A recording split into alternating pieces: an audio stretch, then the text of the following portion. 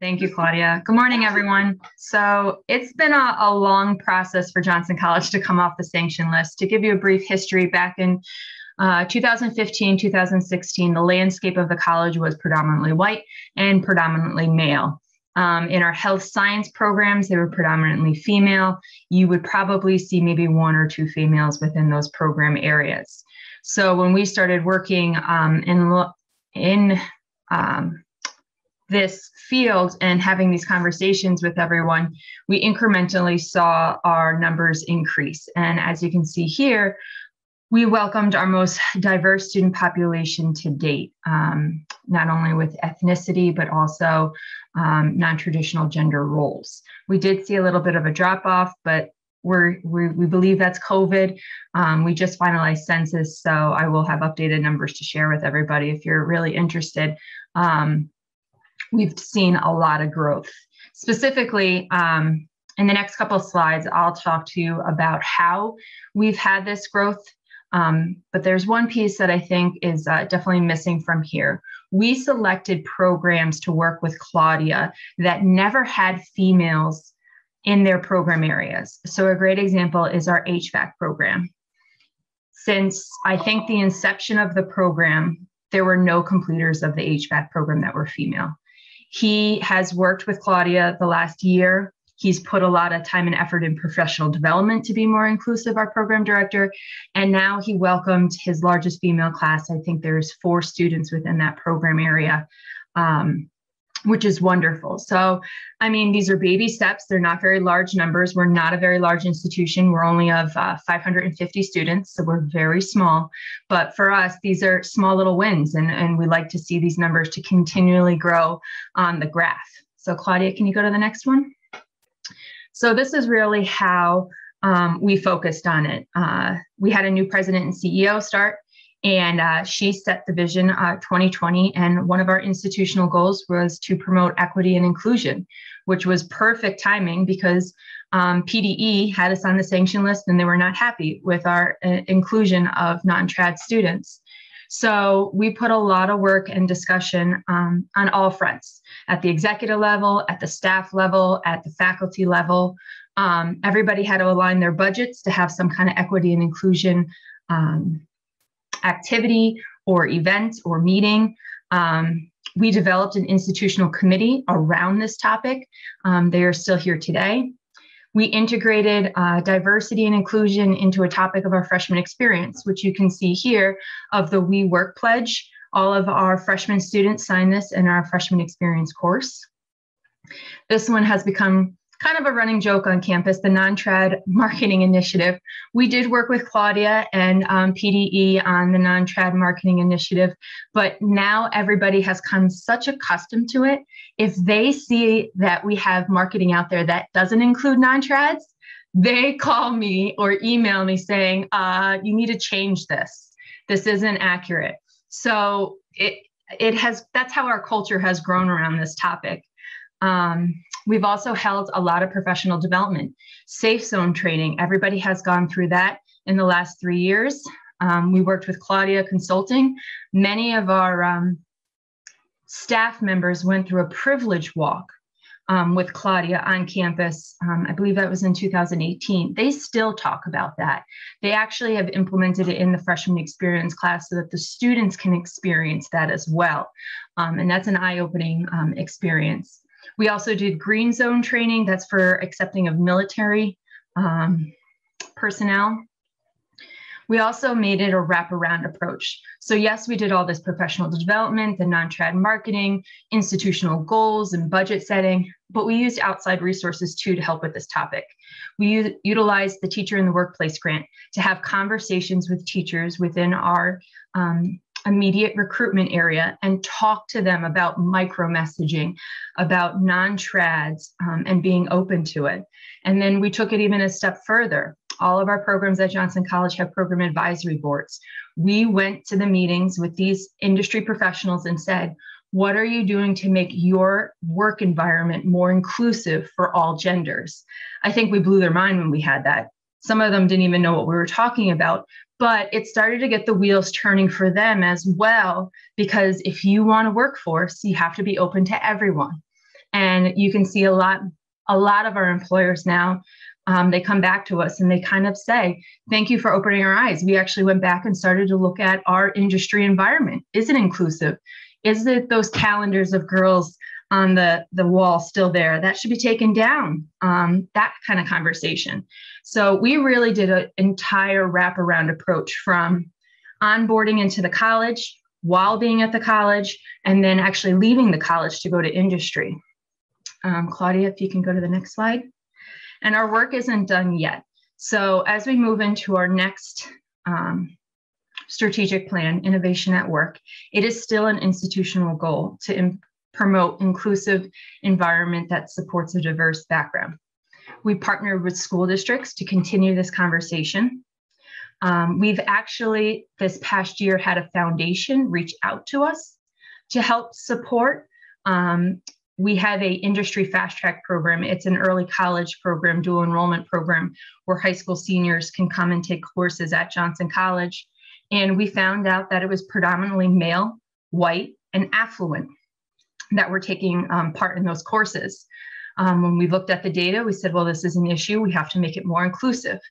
And this past summer, we had a foundation reach out and say, we will help you make this more inclusive. We will give you the funding for low income non-trad students if they wish to go through your programming, which is wonderful.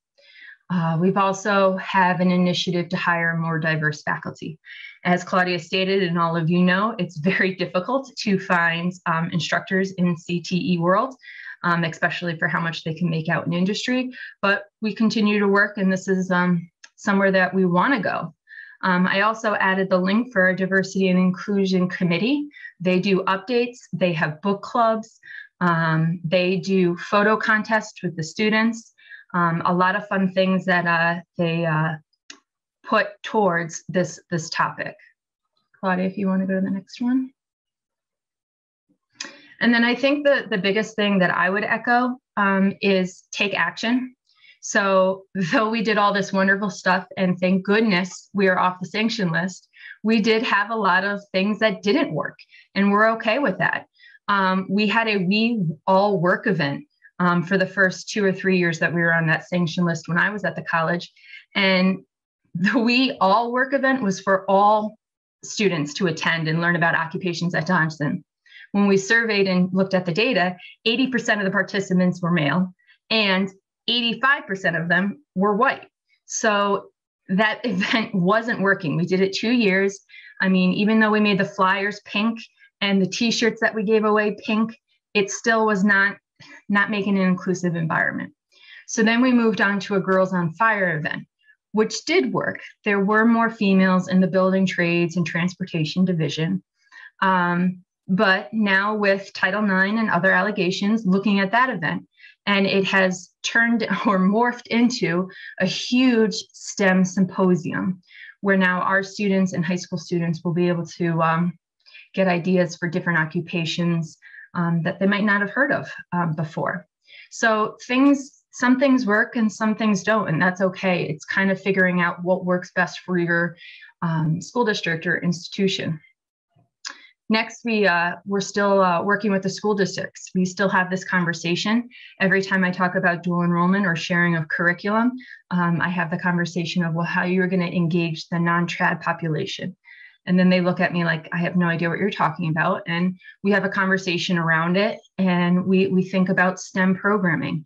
A lot of what Johnson College has done in the past 5 years is we have a comprehensive after-school program through high school, where students get to test out different occupations that we have aligned with our campus. So it helps with the conversation. It helps keep girls engaged and keep boys engaged in the health care field.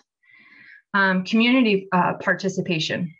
We partner with United Neighborhood Centers, the YMCAs, the Children's Advocacy Centers, just to keep people engaged in this topic and leaving everybody an option to attend a CTE program. And then we continue to look at how we can align our program and our department goals along this topic. So how can we make more normalizations across the campus environment with all of our program areas? So that's a little bit about what Johnson has been doing in order to get off the sanctions list. We developed a STEM occupations after school program. It's 8 weeks. And the students go through 6 different occupations. So from architectural drafting and design to robotics, additive manufacturing, electrical engineering, mechatronics. They get a little bit of every one of those programs. And they get a pretty good idea. I don't like the 3D world. I can't do additive manufacturing, or I love to design. So maybe civil design or architectural drafting is my interest. That program has grown leaps and bounds, and it's always a diverse population because there is no risk to the student. There is no cost. It's just their time to see whether or not they like the fields. So over the last 3 years, Johnson College has pretty much exponentially had high enrollment. So we started, I think in 2018, we were below 500. 2019, we actually hit 500. And this past year, including dual enrollment, we were at like 560. So we're continuing to grow. We're also adding 3 new programs this upcoming fall. We'll have welding, fabrication, manufacturing. We will have a civil design technology program. And then we'll be also adding the mechatronics program to our degrees. The Safe Zone, Green Zone training, we actually partnered with a local university. University of Scranton offers that training through their inclusive practices. They do go to other colleges, universities, high schools to offer that training.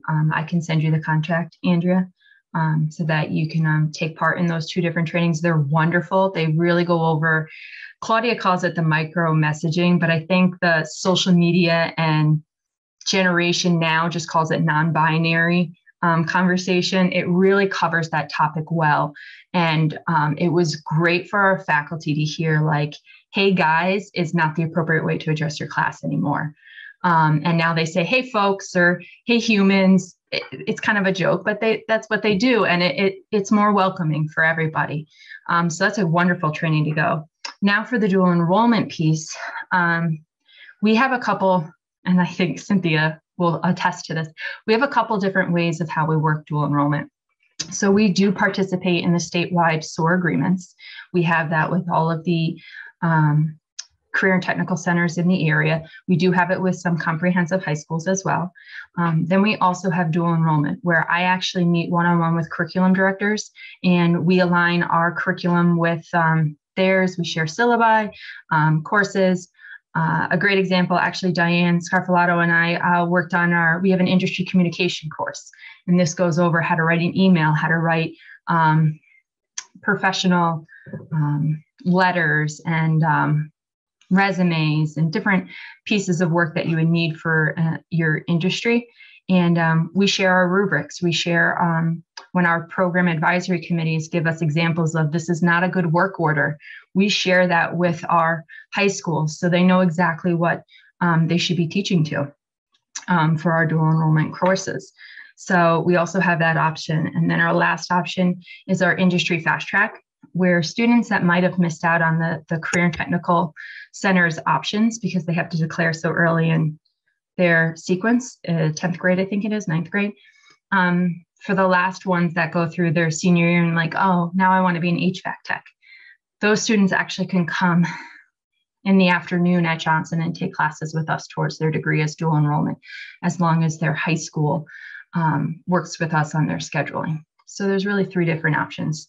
They could do the SOAR, they could do just dual enrollment at their high school with the career and tech teachers, or they can come to campus and take courses with us. So how that program is structured is for 8 weeks. For an hour of the program, we do our freshman experience course. It's a prep course to get them ready for college. So we go over financial aid, professionalism, soft skills type content. And then that last hour, we go into some kind of occupation. So whether this year we're actually going to implement HVAC into that program. So whether it's doing CAD drawings or playing with the circuit playgrounds or playing with the robots, they get a little bit of everything. Thank you. Good luck, everybody. If you need anything, please don't hesitate to reach out. I'll answer any questions or share whatever information I have with you.